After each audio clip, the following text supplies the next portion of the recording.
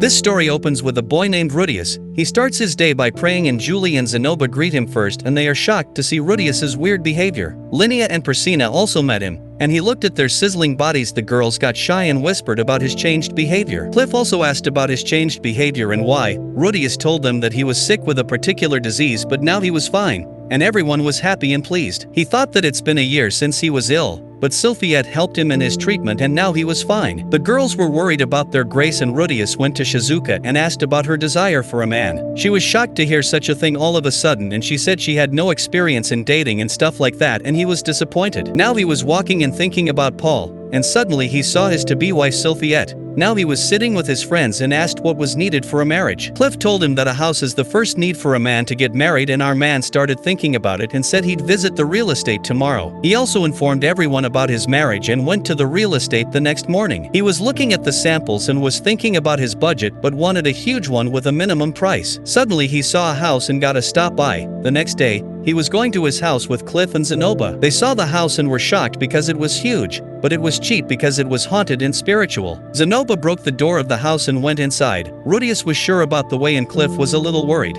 but they started searching for the spirits. They were looking for it and found nothing but ruined things. The sun was setting, and they thought that the ghost would appear at midnight because the day was ending, and they had found nothing. They were also excited about Rudius's wedding, and they slept but Cliff was sitting and suddenly a movement happened, and he noticed it. He woke Rudius up and he also heard a noise and woke Zenobia up and now they started looking for the ghost. They again searched the house but found nothing and Rudius thought that the ghost would attack when they slept again. They were going into their room, and he saw hands on the roof and suddenly a ghost attacked him. He tried to attack but fell and Zenobia came to protect him. But his weapon also broke, and Cliff also tried to use his magic but was useless. Zenobia was trying his best and Rudius tried to attack for the second time, but Zenobia stopped him, and they saw it carefully. It was a doll. Zenobia was very excited about finding it and Rudius was shocked to see such weird behavior. Zenobia said it was walking on its own, which meant this was automated. This was a great discovery of this time and Rudius also got excited, but Cliff was sad and said this might be his thought but it's possible that there were more like such dolls. Zenobia got angry but Rudius told him to leave Cliff and said he was right,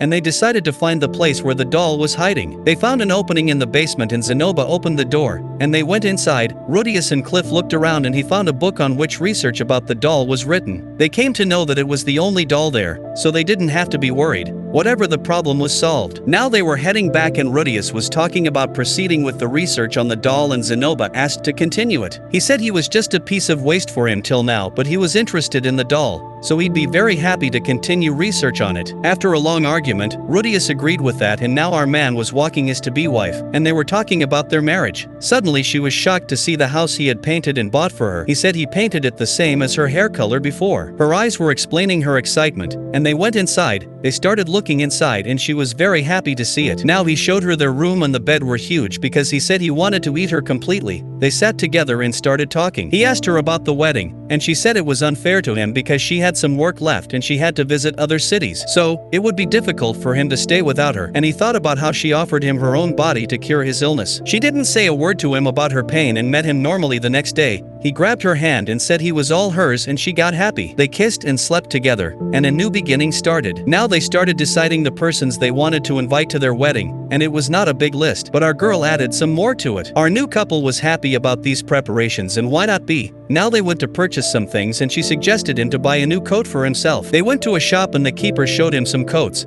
but they were not his type and she picked one for him and it suited him, and he liked it. It was expensive but when the keeper heard his name gave them a discount and now they started shopping for groceries and food items and enjoyed it.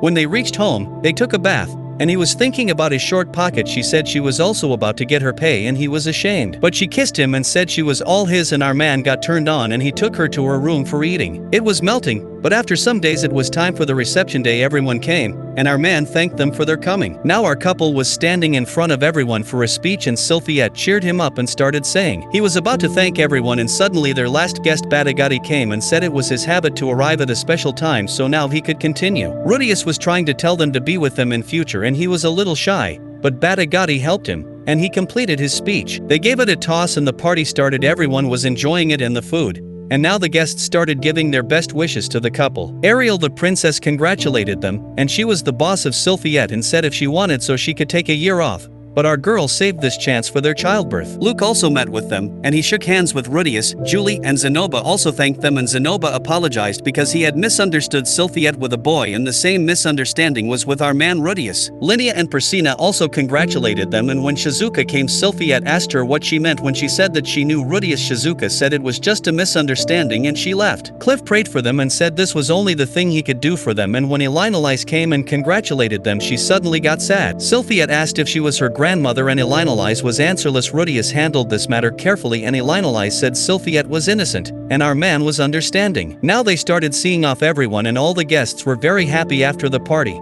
Now Sylphiette went to talk with her grandmother, and Rudius went with Cliff. Ariel, when saying goodbye, asked for a duel of Rudius with Luke, and our man, without understanding, agreed with it, and the duel started. Our man was not a joke, and he didn't let Luke even attack him once Luke was angry, but Ariel got her answer, and she praised our man and said he had to take care of Sylphiette. Otherwise, she'd taken her with her, and our man promised to give his 100%. Now they went back inside, and Cliff told Sylphiette about the duel, and she was happy to hear about his winning. She had also settled things with Elinolise, and Rudius was thinking if Cliff would leave Elinolise, but he said he wanted to make her happy. When we love someone, we don't care about anything else than making him or her happy at any condition or cost. Rudius was happy to hear that. Now they also said goodbye to them, and Sylphiette said she wanted to grow her hair. She wanted to make Rudius happy at any cost, and Rudius was happy to hear that. Now Rudius was walking, and suddenly a postman stopped him and gave him a letter sent by Paul, his father. He started reading it and was very happy. His father told him that everything was as good as he had planned, and now he was sending his sisters to live with him, and Rudius got happy to read it. He went home and decided to write the answer to the letter,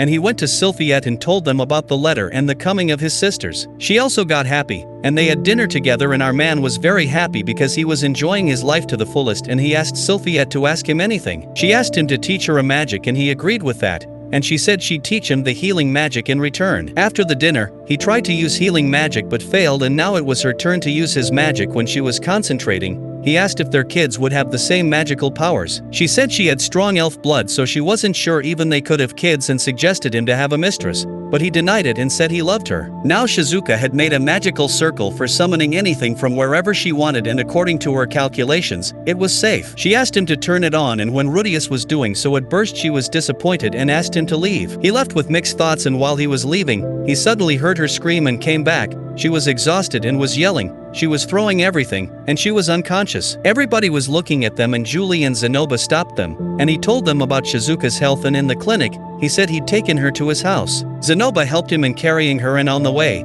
Julie was scared. Our man grabbed her and asked if she was happy and eating on time, but he was worried about Shizuka, and she was very weak now. Sylphiette checked her, used her healing magic on her, and showed a knife found from her to Rudius. He was also scared, and when Zenoba asked, he told him that he could understand Shizuka's feelings because he also had that time in life before. Julie was worried, and Zenoba left with her. Now he tried to talk with Shizuka, but she was silent and in very bad condition. He was about to leave, and she talked about going back to her home because she was making the circle for only that purpose. Our man went to Cliff and the others and asked them to help him. They were interested in it, and Zenoba showed the magical circles of the doll, and Cliff got some hints. He was also frustrated, but he had his support system, and now Shizuka came, and they showed her their work. Her eyes got filled with hope, and she understood her mistake. She started drawing another one, and Cliff was also helping. They started their work, and they were doing it great. It was a great experience, and they had made multi-layer circles, and when Rudius turned them on, they summoned a bottle of plastic. A great achievement, and they were happy and excited. They asked her for a treat, and Shizuka gave them a party. It was amazing, and Shizuka enjoyed it deep down. Sometimes it's very easy to get upset, but it's easier to enjoy with someone we like, adore, and love. So go for it and subscribe to our channel for more such videos.